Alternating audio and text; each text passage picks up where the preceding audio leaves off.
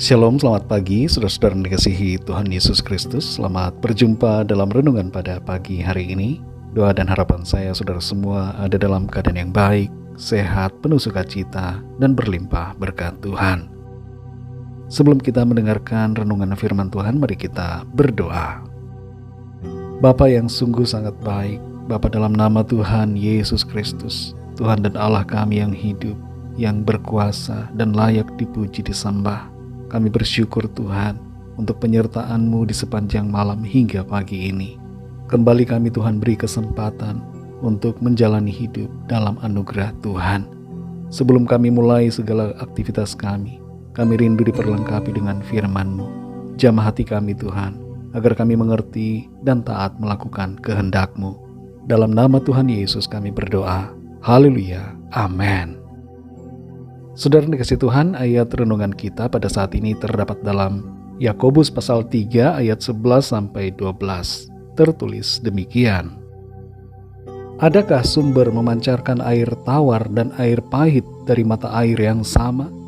Saudara-saudaraku, adakah pohon ara dapat menghasilkan buah zaitun? Dan adakah pokok anggur dapat menghasilkan buah ara?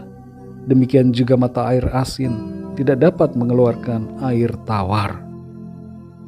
Saudara yang dikasih Tuhan, ada sebuah kisah yang mengungkapkan bahwa Raja Sirus, pendiri kerajaan Persia, pernah menangkap seorang pangeran dan keluarganya.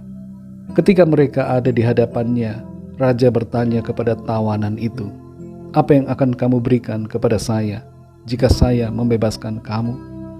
Sang pangeran menjawab, "Setengah dari kekayaanku." Raja melanjutkan, "Dan jika aku melepaskan anak-anakmu?" Sang pangeran menjawab lagi, "Semua yang saya miliki akan saya berikan." Lalu Raja Sirus kembali bertanya, "Dan jika aku melepaskan istrimu, apa yang akan kamu berikan?" Sang pangeran menjawab, "Yang mulia, saya akan memberikan diri saya buat yang mulia."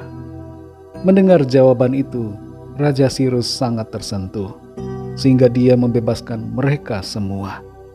Ketika mereka kembali ke rumah mereka, sang pangeran berkata kepada istrinya, "Bukankah Raja Sirus adalah pria yang tampan?" Dengan pandangan cinta yang mendalam untuk suaminya, istrinya berkata kepadanya, "Aku tidak memperhatikannya. Aku hanya menaruh perhatianku kepadamu yang bersedia berkorban untukku." Saudara yang dikasih Tuhan, kalau seseorang benar-benar menghidupi cintanya, maka cintanya itu akan terpancar dari kelakuannya yang mau menjaga, memperhatikan, dan bahkan berkorban.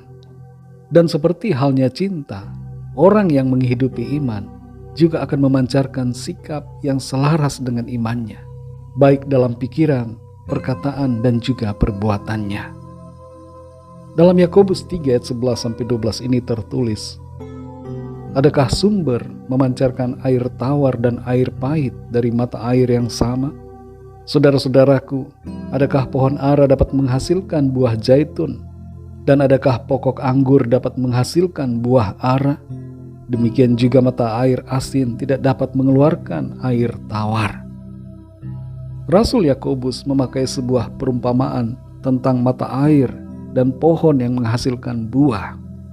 Baik mata air ataupun pohon buah tidak akan menghasilkan dua macam air atau buah yang jenisnya berbeda. Mata air tawar pasti akan mengeluarkan air tawar. Begitu juga mata air asin pasti akan mengeluarkan air asin. Dan pohon buah mangga tidak akan menghasilkan kedondong. Pohon durian tidak akan menghasilkan buah nangka. Apa yang dimaksudkan melalui ayat ini adalah bahwa ada konsistensi antara jenis pohon dengan buahnya, antara sumber air dengan air yang dihasilkan. Tidak akan mungkin berlawanan.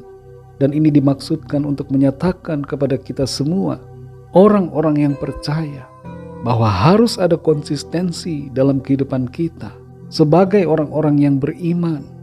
Konsistensi itu harus seiring sejalan antara iman dan perbuatan, sinkron dan tidak bertentangan. Orang yang percaya, yang sudah ditebus dan dibaharui oleh kuasa Roh Kudus, seharusnya punya perkataan yang baik dan sikap hidup yang berkenan kepada Tuhan. Adalah suatu hal yang sangat aneh bila kita mengaku orang beriman, tapi sikap kita menunjukkan sebaliknya. Ayat-ayat dalam Yakobus 3 ini tidak terbatas hanya pada soal menjaga perkataan, tapi juga menjaga hidup sesuai dengan kebenaran firman Tuhan. Dan inilah yang secara sederhana kita sebut dengan menghidupi iman. Kalau kita menghidupi iman dengan sungguh, maka dari diri kita akan terpancar kebenaran, kasih, dan kemuliaan Tuhan. Kalau kita menghidupi iman, maka akan ada wujud nyata di dalam sikap kita yang mau taat pada firman-Nya dan mau berkorban bagi Tuhan, serta menjaga hidup sesuai dengan kehendak-Nya. Saudara yang dikasihi Tuhan, mari hidupi iman dengan sungguh-sungguh, sehingga perkataan kita sesuai dengan iman kita, dan perbuatan kita selaras dengan keyakinan kita kepada Tuhan. Mari kita berdoa. Bapa, dalam nama Tuhan Yesus Kristus, kami mengucap syukur untuk firman-Mu. Kami belajar, kami ditegur, kami diingatkan bahwa kami harus sungguh-sungguh menghidupi iman kami.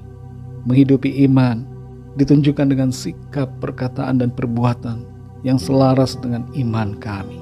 Tolong kami Tuhan, agar kami tidak memancarkan hal yang berbeda dari iman kami, tapi kami memancarkan hal yang sama, yang selaras dan seiring sejalan dengan iman percaya kami kepadamu. Terima kasih Tuhan untuk firman-Mu. Tuntun kami terus ya Roh Kudus, sehingga kehidupan kami benar-benar memancarkan kasih, kebenaran, dan kemuliaan Tuhan. Berkati kami Tuhan di sepanjang hari ini dalam segala aktivitas kami. Berkatilah segala yang kami kerjakan, dan biarlah semuanya itu menyenangkan hati Tuhan. Kami bawa kepadamu setiap permohonan doa dan pergumulan kami masing-masing secara pribadi, agar Tuhan menolong dan menyatakan kuasa-Mu bagi kami. Kami percaya ada kemenangan, ada mujizat Tuhan, ada pertolongan dan jalan keluar yang ajaib yang Tuhan nyatakan. Terima kasih Tuhan, kami mengucap syukur.